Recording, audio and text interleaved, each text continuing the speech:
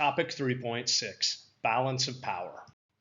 The shifting sands of power, Europe from Westphalia to Waterloo. The intricate dance of diplomacy and war.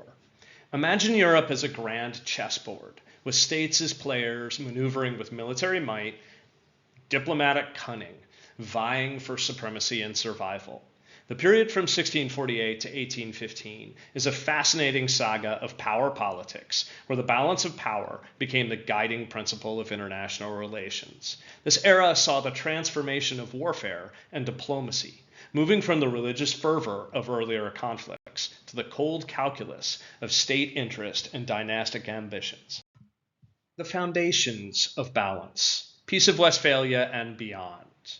Following the devastation of the 30 Years' War, the Peace of Westphalia in 1648 heralded a new order. It marked the decline of religion as a casus belli, cause for war, and the rise of the balance of power as the linchpin or center of diplomacy. States now sought to prevent any one power from dominating the continent, a concept that would shape the intricate web of alliances and wars for centuries to come. The Polish predicament, the cost of ineffective central power. The partition of Poland starkly illustrated the perils facing states that failed to navigate the new political landscape. Poland's inability to consolidate authority over its nobility left it vulnerable to its neighbors' predations. Prussia, Russia, and Austria carved it up, erasing it from the map. This was a grim reminder. In the new European order, internal strength was as crucial as external alliances. Imperial ambitions, the colonial dimension. As European powers expanded overseas, colonial empires, the Spanish, the Portuguese, the Dutch, the French, the English, became part of the continental power equation. The quest for colonies influenced European diplomacy, with states often clashing in far-off lands, reflecting their ambitions and rivalries back home. The Ottoman retreat, the shift in Eastern Europe. The Battle of Vienna in 1683 was a turning point, halting the Ottoman Empire's westward expansion. This shifted the balance of power, allowing European states to focus on internal consolidation and external expansion without the specter of Ottoman incursion.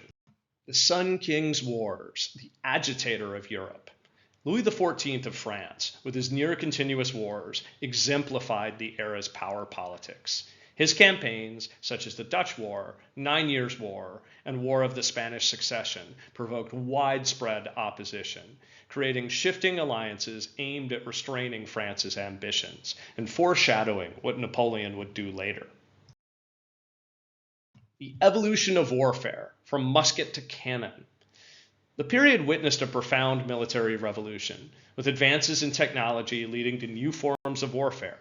States now leaned more heavily on infantry, firearms, and mobile cannon, supported by more complex fortifications. This necessitated heavier taxation and larger bureaucracies, giving an edge to states that could muster these resources. Spain, Sweden, and France, beneficiaries of military innovation. Spain under the Habsburgs, Sweden under Gustavus Adolphus, and France were notable beneficiaries of the military revolution.